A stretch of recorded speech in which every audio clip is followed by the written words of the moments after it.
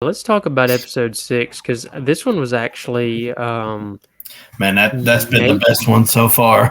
I think I enjoyed it the most, in probably from different reasons than some people. I like the aesthetic of this planet that they were on. What was it called? It starts with a P. It's gonna escape Can me. edit that out. Yeah. Hold on, I've got to pull No, up. it's fine. I mean, I'm I pulling can't. up the We'll IMDb pull. You stuff can on it pull it anyway up, because and I want it's to like see how Peridia or something like that. Peridia. That's what it is. Yeah. But I'm trying to pull yeah, up the Rotten Tomatoes score.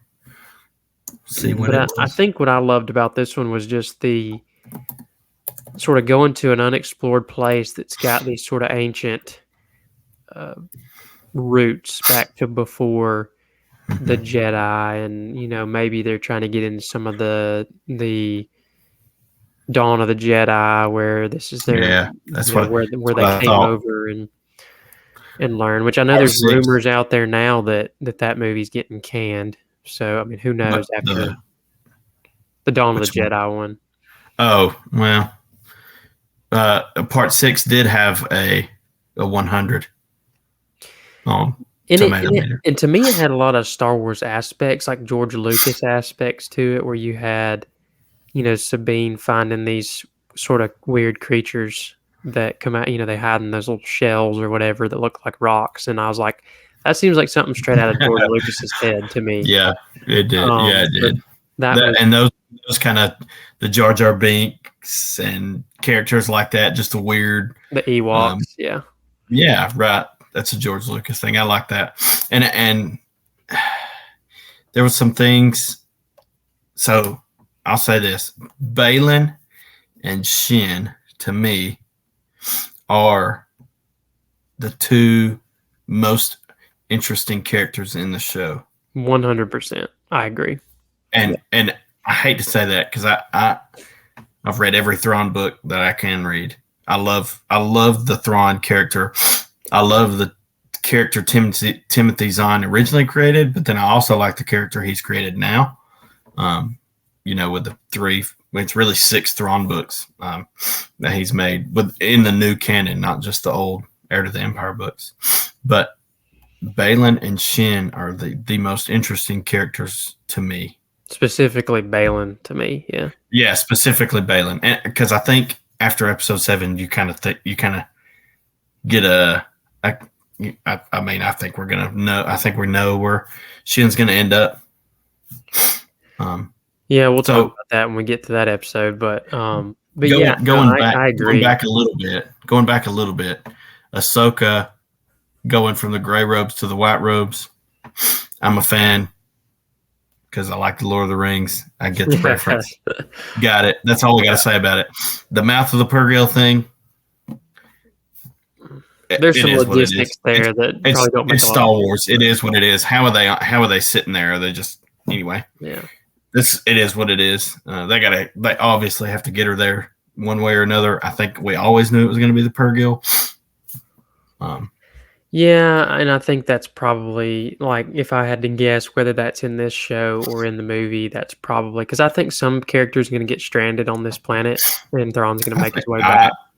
I think so, if not all of them. Yeah, and so I think that's how they're going to make it back, more or less, Right. Or they're going to find they're going to find a gate for the world between worlds and travel that way, since Ezra kind of has a connection with that. So, but anyway, that's another theory. Yeah. But back to episode 6, you come in to Peridia, love the concept of the Purgil Boneyard, love it.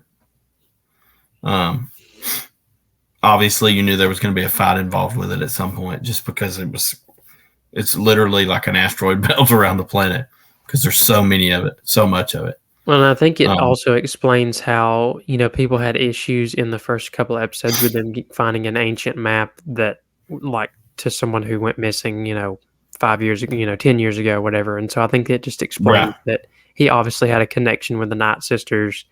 And the Night Sisters were the first one to ride the Purgil into the known Star Wars galaxy. Well, they were the Which, only ones that had information about that other right, galaxy, and so that's how right. they were. And so I think that's And that's a good way to sort of episode 6 connect the dots. answers our question about how Morgan Elsbeth was involved, how she knew where he was, how to find them, how she knew where to find the map to get there, because she saw it in a dream from the Night Mothers. And again, going back to Dave Filoni's Clone Wars days, we saw how powerful the Night Sisters were, and Mother Talzin alone. Yep. So that's just a mother. Now these are the Night Mothers. I assume that's a kind of a higher level. Well, I imagine that Mother Talzin was probably one of them at some point. Mother Talzin there was or probably old she was probably the final remnant. Like most of them probably been killed off at that point, and so she was probably the last one that was in that galaxy. It could be. So I think that's probably the best explanation. We saw that not only in Clone Wars but in Rebels again. So obviously there's still. I'm okay with that. I like that there's remnants still around. It's interesting. I think their characters are interesting. Why they try to get away now after being there for so long? Well, they may not have had a way to get there. That may have been part of the problem. Right. Thrawn was that segue, but he had no way to get them there either. So, but they could have called the Night Sisters to come get them. They could have if they could have called somebody in dreams. They could have called. Well, in this show, and we learned this in Rebels, or I guess in. No, I think it's Clone Wars, because Grievous goes to the Night Sister homeworld of Dathomir and he massacres them. So we know in this time period, there's basically nobody left of the Night Sisters. Like there's you have. But if Morgan Elsbeth may be one of the last ones. But if they could have called Morgan at any point, why did they wait till Thrawn was there? So that goes back to the point of something calling Baylan. I think that's really interesting. I don't know what. Obviously, we don't know what. Gets addressed in this this final episode, because I think I hope so. I think a lot of people are worried that because he passed away, the actor Ray Stevenson passed away before the show came out, that maybe they had to change his story arc, and that people think they may have. And I thought about that walking off, and they don't ever address it, which that would be really disappointing. But. I mean, but it's real life. You got to do what you got to do. But I think they will address it, because I think Thrawn's not necessarily done with them. If that makes sense. So episode 6, Thrawn's already kind of suspicious of him. Obviously, because he lets Baylan honor his agreement that Sabine can go find Ezra, and then he sends Baylan and Shin right after her to basically kill him. So he obviously doesn't trust Baylan. Yeah. So we'll see how that ends up, and we'll talk about it a little bit more when we get to episode 7. But so what are your thoughts on Thrawn? How do you feel like he was portrayed in this episode? This was kind of his grand introduction. So no pun intended. I like that. I know the actor is older. I like that they use the same actor, but I like that they portray Thrawn as older, because when he first came into the Empire, he was already, I would say, well, their species is a bit older. Like they live a lot longer, don't they? Right, and that could be. I mean, but still, he's pretty old by now. You know what I mean? Like he was already in the Chiss military for a long time, and moved up there. And was almost, I think he was the highest rank you could get and still be a member of a Chiss family. You've read a lot of those books. I've read the first 2 in the regular Thrawn trilogy, the new ones. Yeah. Which was Thrawn and then Thrawn Alliances, but I haven't read any of the other ones. And then there's a 3rd book in the kind of the Empire version of Thrawn, and then there's 3 Thrawn Ascendancy story. That's the Ascendancy storyline that I'm talking about. Right. So he's already, had a military career by the time he comes to the Empire. And then he's basically had a whole nother one. Because I would say, it doesn't say this specifically anywhere, but I would say when Thrawn first comes into the Empire, I would say it's relatively new Empire. because the Clone Wars comes up a lot in the first Thrawn book and in the second. Yeah, I So vaguely remember some of that. I think, and there's still a lot of military people in those books, still part of people in the Navy that had Clone Wars experience. So that's why I say it's pretty early. So this dude's been around in the Empire alone for a good while. 25 years probably. Yeah. You're coming up on it. So I'm okay with him looking older. So I know some people kind of hated on that, but I'm okay with him looking older. Man, the voice sounded great. Every every phrase, every word that he said, I was like, man, that's so true to character. Well, and it's interesting because my characterization of Thrawn comes entirely from the original, Timothy Right. Zahn Thrawn trilogy, Which I think was a little bit more. I would say a little bit more, not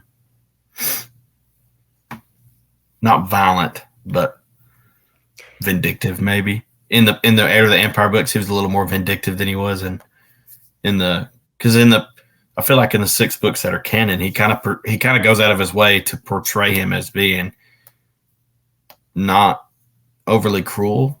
So in those, and you can also read, I think it's Survivor's Quest. I can't I think he appears in Outbound Flight. So Timothy Zahn basically had a whole mini Timothy Zahn universe of basically what is Thrawn's story, and it was you had the original 3 books, which was Heir to the Empire, Dark Force Rising, and The Last Command. And then you had the New Jedi Order, which happened right after that, which he didn't write any of those, but directly after that, he wrote 2 duology books that were sequels to the Thrawn trilogy called Spectre of the Past and Visions of the Future. And it was basically them dealing with the ramifications of what Thrawn did in the original trilogy.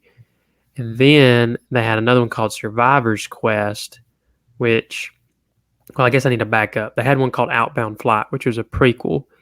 If you remember in the first Heir to the Empire book, you have the Jedi, the Dark Jedi, that was guarding the Emperor's mountain, Mount Tantus, or I think that's correct. Where, Tantus, yeah, or something like and so that. he was sort of the guardian of that. And Joris is his first name. I can never pronounce his last name. But he was a Jedi, and we find out through the books that he is actually a clone of that Jedi. It's not the same Jedi. He was cloned because we learned at the end of The Last Command. Sorry, guys, y'all have had since the 90s to read this. If I'm spoiling it, then sorry. We find out that he's been cloning. Sabayoth, is that his last name? Yeah, I don't know the correct pronunciation. Like, I don't know if that's right. I can't pronounce. I don't know if I ever pronounce it right. Sabayoth, I think is his name. But he clones Luke, is one of the people he clones, because he had his hand from Cloud City where it was chopped off, and I guess it was retrieved. But the point being, Outbound Flight was a prequel that took place in between episodes, I believe episodes 1 and 2, Phantom Menace and Attack of the Clones, because it was about Anakin and Obi-Wan when Anakin was, I don't know, he was just 14 or 15, and he was being trained by Obi-Wan. But they were assigned to go on Outbound Flight, which was sort of this, it was like a deep space scientific exploration expedition where they were going in this giant ship called, I think they called it Outbound Flight. And they were launching off into the unknown regions to try to find new places to settle. And so this whole adventure in the book kind of takes place with Anakin and Obi-Wan sort of trying to, resolve this dispute that's happening on the flight. It's this massive ship, so they're able to walk around in it, and there's all these different corridors and huge rooms and everywhere. And but certain things happen. They don't end up on the flight. They get off the flight disappears, and it's never heard of again. No one knows what happened to it.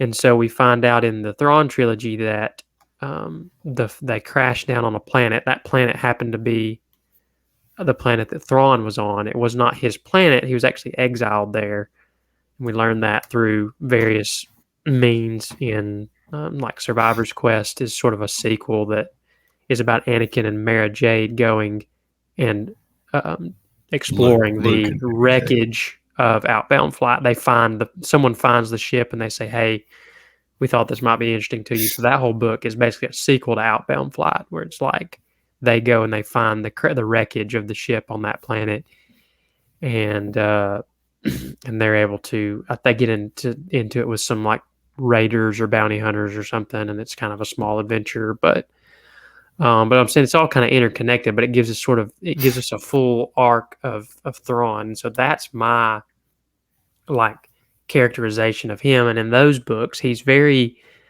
everything he does is motivated by his people and wanting to help his people. He joins Yeah, the Empire because he thinks that's the that same. they are the best chance to help save his people from this looming threat. Which I can't remember in those if that was anything to do with the Yuuzhan Vong, which is the villain in the New Jedi Order, or if it was a totally separate enemy. It's been a long time since I've read those, Um, but that premise is the same. Um, so, but the menace or whatever threat he's afraid of is the Grisks. I think that was added, if I'm correct, Yeah, for the new books. I don't think that it was probably was. It probably was. But that's kind of the canon version now. So that's what Thrawn's afraid of is Grisks. I don't know if that we'll ever see those. Probably not. I just don't think there's enough of a timeline to make that happen. Well, and to answer your question about Thrawn's characterization, you mentioned you thought he was more vindictive in the originals. I think they really make the distinction in those original books about how he and I think he makes the comment personally in several occasions to his officers. All of his officers, former Imperials, you Right. know, a lot of them served under Vader or they had associations with him, and they're always saying, Lord Vader would do this, Lord Vader would do that, or Emperor Palpatine would do this or do that. And Thrawn basically was the type of person where if someone failed him, he was always smarter in the sense that instead of just killing off people, he was able to draw out the best in his followers. And so he would take each of those failures to teach those under him how to do better the next time. And so a lot of times he wouldn't, like sometimes someone would fail him and they would sort of give the response he was hoping for, and then he would like promote them. He would make them an even higher rank because they realized their failure and they understood what they needed to do to fix it. And those were the type of people he wanted, is people who were adaptable, people who could learn, who are intelligent. And I think that comes back. That brings me to an interesting point. In Ahsoka episode 6, does he have anybody alive left to promote or teach? Because I think the answer is no. Maybe that one trooper that's got kind of the funny looking Enoch or whatever. Yeah, I love the Greek mythology connections. You kind of got three night mothers. Like the three in the Greek mythology, the three fates, something like that. And they talk about threads and stuff like that. I love that. Love the connection there. But I have a sneaking suspicion that all of this. So episode 7 did not reinforce this, but I still think those stormtroopers are not alive. They go out of their way to call them something different. They call them night troopers. Yeah. I would say maybe they are probably, maybe some of them are. And he talks about dwindling numbers in episode 6 where he says, I can't send out that many troops because we just don't have that many to spare. And so I think more than likely the majority of them are not real, but there are some sprinkled in that are. But you don't see any officers. Yeah. I think besides Enoch, he calls Enoch his right-hand man, but he's probably the only one. In the books, that would be more like your stormtrooper commander, which is not technically part of your Navy officer corps. Well, and in the books, he always has like a second in command or a you're Right, his right, first officer, which would be the one, in the right. original books, it's Admiral Pelion, which is the one right under him, and then he has other ones. And I know I think Pelion's still, in the new He's book. can he's Yeah, canon. yeah. He's not in the books, Well, he but showed he up showed in up in he Mando showed up in season Mando 3. season 3. Yeah, that's right. Yeah, Yeah, in but that one anyway, little council with Gideon. Yeah, yeah. So back to episode 6. I think it's super interesting that the deal with the Night Sisters is they're going to bring all these Night Sister basically the catacombs with them. Um, super interesting to me. We'll see where that goes, if it goes anywhere. And then I also think it's kind of a deep cut, but when Thrawn does send Balin and Shin after Ezra and Sabine, you can kind of see the tower that they're in, and it's Zepho. So in the Jedi Fallen Order games, yep. the second game has a lot of Zepho I've only played the stuff in first it. one, so yeah. So the second game has a lot of Zepho stuff in it, and it kind of gives you a basis, right? So you can walk up to some of the writings and it'll tell you what it says.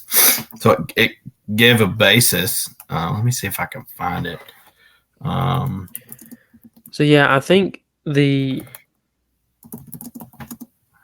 some people had complaints about Thrawn because they think some of the decisions he made, like letting Sabine go and everything, was maybe not classic Thrawn. And I thought, for the most part, characterization wise, he was good. I mean, I think Thrawn's one of those characters because of the way he's written, especially from the original version of him in the 90s. He's one of those characters that's almost impossible to adapt correctly because he's so Yeah, smart. And right. basically, It's the hard Rebel to. Alliance or It's the hard New Republic to. doesn't defeat him Right. in a sense of, wit for wit sort of thing where they outsmart him. It's Leia has to basically convince Thrawn's allies to turn on him. And he never thought that was possible. And so that's So how. here's the connection per se. So the text on Peridia translates, that's on the kind of temple walls, translates praise Kujet, ruler of all, may his reign last. And then Kujet was the dark side Zepho, or one of the dark side Zepho tombs that you could explore by Cal Kestis in Star Wars Jedi Fallen Order. In So Fallen Order? yes. I must have So that not one's in Fallen Order. ever That explored. one's it's not part of the story. It's kind of a go back and do kind of thing. Okay. But anyway, deep cut. But Yeah. I love think, it. I mean, Love the lore. I would say the only thing about 6, I think I just liked kind of how they explored the landscape. Sabine was out there, looking around and searching for Ezra, and I think all that's fine. I think the only thing I had took issue with maybe, and we talked about this a little bit, was when Sabine and Ezra finally meet up at the end of the episode. It's How almost he just kind of let some things go. yeah, Like, she she won't explain, how and I did you get get it. here? She doesn't want to say that because in a way it could undo everything he did at the end of Rebels, Right. and I understand that. But also, I think like their reunion's very wooden. Like it doesn't. There's not a lot of emotion shown, and you're thinking like out of all this time that maybe Sabine would have shed a tear or two, maybe Ezra would have. But I think that's a general problem with Sabine's actress in general, where she's just been kind of Yeah. wooden, and even Rosario Dawson as Ahsoka, a lot of times it's like there's just not a lot to work with there emotion wise. And I'm not saying everybody's going to be a crying mess the whole show, but you still need to you need to show the human aspect of the character. And I know obviously Ahsoka's not human, but she's a Right. humanoid. So, and we see her show some genuine emotion in some of the animated stuff. So, Yeah. Right. but I think maybe that's a small gripe I had, but I think I the think 6 actor who was plays, great. Probably the best so far. yeah, and I think the actor who plays Ezra has done a good job. I think he's pretty I true like him a lot. to how he is in the animated stuff. So, but I think Kind of that hard, woody look. like a backwoods sort of. I've been out in the Well, wilderness yeah, for a long time. I got a big yeah. beard and long hair. Well, I meant the just from kind of Lothal in general, just that backwoods, not Yeah. you know, kind He's of well, not he's all trim and proper, you yeah. know. Well, he's ever the And I, optimist and like yeah, God. lighthearted and And here's a question too. Yes, he had blue eyes in the show, but I don't remember him being that blue. I think they were pretty blue if I remember correctly. I remember him being They pretty were blue blue, pink. but I don't know that they were that striking blue. Yeah. I'm not saying I don't dislike it, but I think there could be something to that. I don't know. We'll see. But Yeah.